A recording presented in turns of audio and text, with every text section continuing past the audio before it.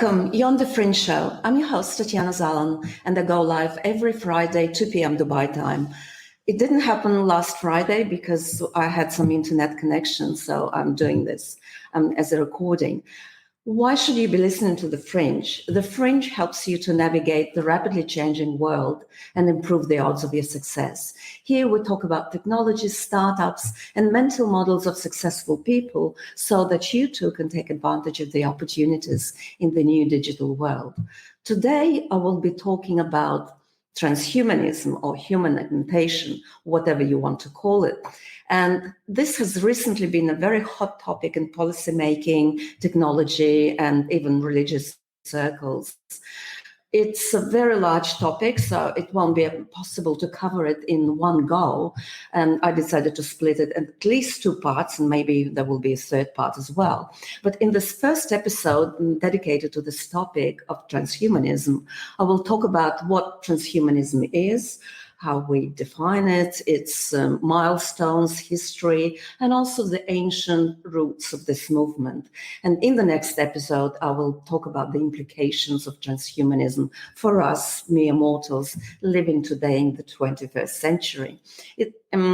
Just a disclaimer before we go any further, I'm not your investment or financial advisor or health advisor, and this show is just for informational and educational purposes only. I will, as usual, use some quotes, and I will be drawing on very in-depth research by three scholars, very reputable scholars of Roberto Mazzocco, Joseph Farrell, and Scott DeHart, who dedicated a lot of time to studying this topic. And just to start with, why is this interest in transhumanism? Just recently, there was a conference in Vatican on transhumanism that was at the end of October this year. Now, human augmentation is also on the agenda of various NGOs, and particularly the World Economic Forum. And implicitly, this is also behind the metaverse hype. You probably would have heard about with the corporate transformation of Facebook to a metaverse-focused company. I actually had a show on that as well, not that long time ago. And our senses are all influenced by VR, virtual reality, and perhaps that can also influence our thoughts, our feelings and emotions. All of these can be altered by technology. Hopefully in the show, I will give you a balanced view of transhumanism or human augmentation, some people prefer to call it. There are some appealing parts in it, to me appealing, but there are also parts that I find quite revolting about this whole movement and the philosophy. So let's start with what is transhumanism. If you look at Encyclopedia Britannica, it's defining transhumanism as a social and philosophical movement devoted to the research and development of robust human enhancement technologies. Transhumanists, enthusiasts, give it a range of interpretations of this definition. What they have in common is a belief that in technology as a means to improve human capabilities, physical, intellectual, but also emotional and sometimes moral. Some even suggest that it's not just a possibility, but in fact desirability of using technology to transform human nature itself. And let me give you an informal definition of transhumanism, which is coming from a document called The Transhumanist FAQ, from Frequently Asked Questions, a general introduction that was posted in 2003 by Nick Bostrom. And Nick Bostrom is one of them co-founders of the World Transhumanist Association. Yes, believe it or not, association like that exists. So what is transhumanism according to them? Transhumanism is a way of thinking about the future that is based on the premise that the human species in its current form does not represent the end of our development, but rather a comparatively early phase. We're formally defined as follows. the intellectual and cultural movement that affirms the possibility and desirability of fundamentally improving the human condition through applied reason, especially by developing and making widely available technologies to eliminating aging and to greatly enhance human intellectual, physical, and psychological aspects. So that's first. And second, the study of the ramifications, promises, and potential dangers of technologies that will enable us to overcome fundamental human limitations, and the related study of the ethical matters involved in developing and using such technologies. So it's both a movement and a study of this movement, which makes sense. In the case of transhumanism, using technology to change human nature is just a new, improved version of genetic mutation, it would seem. And rather than being random, like in Darwin's theory of evolution, it is quite intentional. And I think that's a very important distinction worth drawing out. Man is being able to remake himself in whatever image he wants. Now let's have a look at the recent history of transhumanism. Apparently, in the recent history, some trace it to the human potential movement, which was in the 60s in the US, and the 70s and 80s in particular saw the birth and growth of the real futurist subculture. That gave rise to different organizations, which were definitely on the fringe of the dominant culture. These groups at the beginning tended to be quite isolated from one another, and although they were sort of ideologically similar, they didn't have a common ideology. The first self-proclaimed transhumanist activists began to meet formally at the University of California, Los Angeles, UCLA, during the 80s, and this university would soon become the main center of transhumanist thinking. I quite believe it remains like so today. In 1986, there was an epoch-making year for transhumanists. Eric Drexler published Engines of Creation. And in this book, he spoke about the possibility of building so-called nanomachines, computerized robots as small as viruses or proteins that are capable of manipulating matter at the atomic and molecular level. If this were possible, then these nanomachines would allow transhumanists to realize all of their dreams, from physical immortality to the resuscitation of bodies stored in liquid nitrogen. Another milestone was in 1988 when the roboticist and transhumanist scholar Hans Moravec published Mind Children. He discussed the forthcoming development of intelligent machines, another important piece of transhumanism.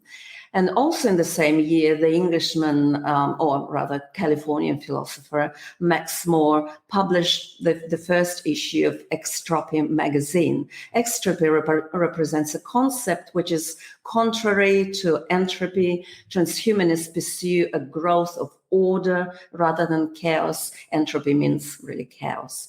This was followed in 1992 by the foundation of the Extropy Institute.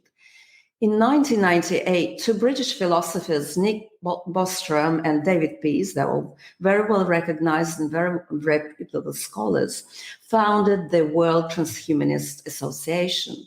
It was the first world organization aimed at spreading transhumanist ideas to every corner of the globe and across political spectrum. California has become the hub of transhumanist movement. From the second half of 2000s, transhumanists began to take root more and more in Silicon Valley. For example, in 2007, the World Transhumanist Association established its headquarters in Palo Alto, and several other organizations with similar ideas flourished in that area. Why California, you would ask? Why is it the hub? Well, it probably goes back to its cultural roots. In the 90s, witnessed the development of the so-called California ideology, a social phenomenon which represented a mixture of hippie rebellion and economic neoliberalism and techno-utopianism. And now in Silicon Valley, we can find practically all of the main think tanks that gravitate towards all these transhumanist ideals. There is a Foresight Institute, the Lifeboat Foundation, the Singularity Institute, various social networks, conferences, exhibitions. They all take place in Silicon Valley. Aubrey de Grey, who is a renowned theoretician of biological immortality, often holds meetings at the offices of Yahoo and Google. So all of that is happening. That, by the way, that's coming from research by Roberta Manzocco. What is the philosophy of behind transhumanism? This particular piece is coming more from research by Farrell and DeHart. Farrell and DeHart studied a lot of ancient myths and texts across all religious traditions and even before religions to understand this phenomenon. And they've finally traced this idea of transhumanism to the Philosophia Perennis. That's a very ancient doctrine, and that means that the man is the microcosm of the universe. Thus, to dominate the universe, you need to dominate man, and to dominate man, one must really dominate and control the input to all his senses. It's sight and hearing and touch and smell and taste, finally his sexuality and even consciousness itself. Farrell and DeHart refer to this as the alchemical agenda. So transformation of man in the past, or transformation of matter, used to be associated with all sorts of alchemical activities. And they draw these parallels between the alchemical agenda and modern science of technology.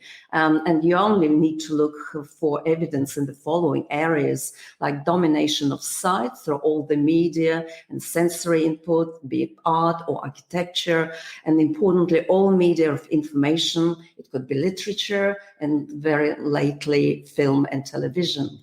Also domination of sound through music and speech, and domination of man's taste, particularly his food. All these techniques and technologies, they claim, are ultimately associated with social engineering or alchemical transformation of man. And arguably, this scientific tinkering will enhance humanity by vast expansion of consciousness and knowledge. And we will explore this question, whether transhumanism does indeed enhance consciousness and knowledge. And they saw the practical implementation of this technology, or rather of this philosophy, in three areas. So man is the microcosm of the universe, and so it's all about the fusion of man with animals and plants and minerals. Let's look at these three areas one by one. Firstly, fusion of man and animal. Is it happening? Yes, it does. Consider this article in particular. It's from 2005 that I've got here. It's from National Geographic News, and it's entitled Animal-Human Hybrids Spark Controversy. So that was published in National Geographic News. And they talk about such experiments as Chinese scientists at the Shanghai Second Medical University in 2003 successfully fusing human cells with rabbit eggs. Arguably, that was the very first manifestation of the human-animal chimeras successfully created, so that these embryos were this first manifestation. These embryos were allowed to develop for several days in a laboratory dish before the scientists destroyed all the embryos and harvested the stem cells. In 2004, the Minnesota researchers at the Mayo Clinic created pigs with human blood flowing through their bodies. And scientists at Stanford University, about the same time, were planning to experiment with creating mice with human brains. And scientists, while doing these experiments, feel that the more human-like the animal, the better research model it makes for, say, testing drugs or possibly growing spare parts, such as livers, to transplant them into humans afterwards. So what about man and his food, man and vegetable? The idea that a certain kind of sacred food will result in transformation of mankind humankind is as old as the ancient texts like the Vedas and the Old Testament. The idea is that this special knowledge will lead either to immortality or conversely to death, maybe.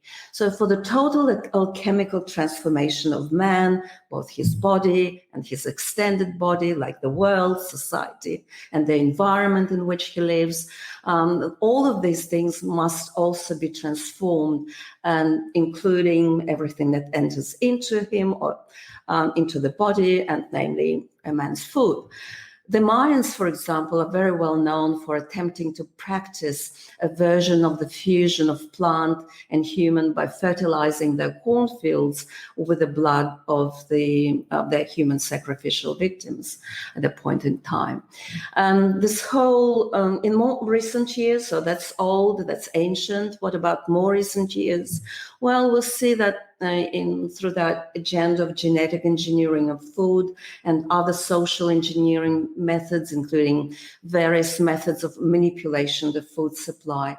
And genetic manipulation of food has been supported by many different NGOs and foundations, and these foundations for millions of dollars in the research of genetic modification of food in the 1980s. Let me give you just a couple of examples of how it really happened. You probably know that in the past, say, if we take Asian farmers, their agriculture was pretty much traditional. But with the advent of genetic engineering, these farmers were drawn into this global market for fertilizers, high-yielding seeds, and pesticides, and mechanization, and irrigation, and credit, and marketing schemes, and all of that was supported by Western agribusiness. The reasons for that, it would seem, were very, very simple. It's patent law. Because seeds, for example, could no longer be kept from one season to another because they were patented, being genetically modified.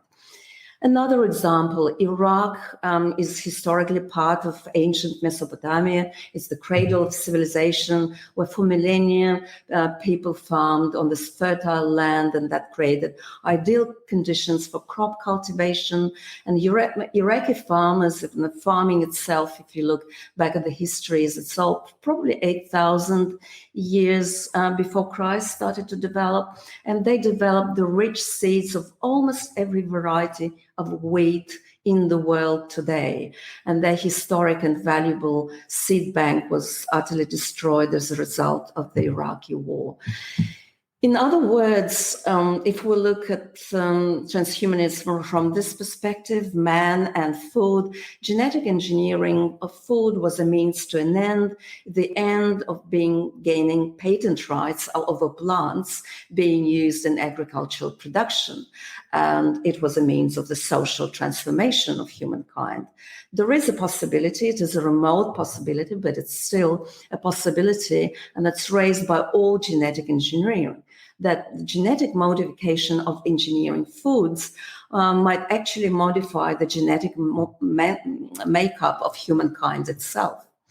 And that in turn will lead to the following possibility. If the engineered genes are patented, then human so modified may be considered the IP of the corporations that produce this modification. And it's not a crazy idea. We'll discuss it probably in the second show as well. For example, I'm sure you would have heard about that the future of vaccines, according to some, may look more like eating a salad than getting a shot in your arm. And that's precisely what University of California scientists are studying right now, whether they can turn edible plants like lettuce and other salads into mRNA vaccine factories. That's going on. Now, the last bit in this puzzle, fusing man and minerals, or rather man to machine. So here the idea is to transform man, and to do that specifically by creating this techno-androgynous fusion of man and machine. And it's nowhere more visible, this whole idea of transhumanism, that in the concept of singularity. One of the main proponents of that is Ray Kurzweil. He thinks that by the year of 2045, we will experience the greatest technological singularity in the history of humankind, the kind that would, in a few years, alter and overturn even all the institutions and pillars of our society and completely change the way that we view ourselves as human beings. We'll all get to singularity, but by creating a superhuman artificial intelligence. And it's the kind of artificial intelligence of that level that could conceive ideas that human beings are not able of conceiving. Transhumanists call these technologies that are key to creation, if you will, the GRIN. It's an acronym and stands for genetic, robotic, information processing, and nanotechnological processes. So it's GRIN. Ray Kurzweil, in particular, one of the leading thinkers exploring these possibilities, believes that the technologies would ultimately merge our biological thinking with non-biological intelligence. That is, the human intelligence itself is transformed, or human consciousness, rather. The possibility exists also for our non-biological intelligence component, and it will be trillions of times more powerful than our biological component. And he's very much into talking about downloading and uploading memories and direct modification of consciousness and behavior. So Kurzweil sees the possibility that entire individual brains could be scanned to upload an individual's personality and memories into a new body. And if a new body wears out, then gives rise to the possibility of extreme biological longevity to a particular individual if we, instead of prolonging the life of an individual, we grow or harvest, transplant organs from old bodies or maybe from animals as well. Nanomachines would also contribute to life extension simply by repairing deceased cells or tissues. Is this happening? Is this vision being realized? Yes, it is. For example, the Max Planck Institute for Human Cognitive and Brain Science, which is based in Munich, Germany, has already engineered a computer chip that allows human neurons to be grown on a computer chip and directly interfering with it, so interacting, both human neurons and the computer chip are interacting.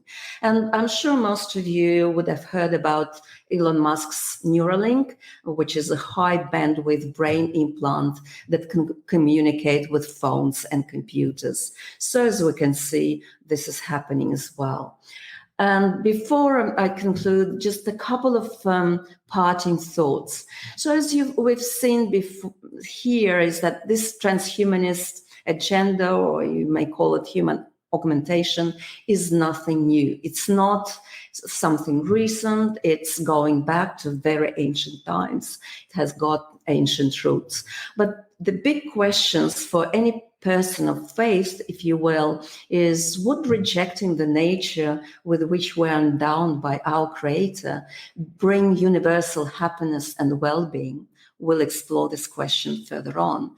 And the second question is it moral, is it ethical to go against the order of nature designed by our Creator? And you can call Creator the universe, the source, the field, or God, some people would call it, whatever it may mean. But is it okay? Is it moral to sort of try to reject this nature? Well, I'll leave you with these couple of questions that we will certainly explore in the next show. Thank you for joining, and I shall see you on the Fringe show next Friday at 2 p.m. Dubai time. Now, sometimes for some music.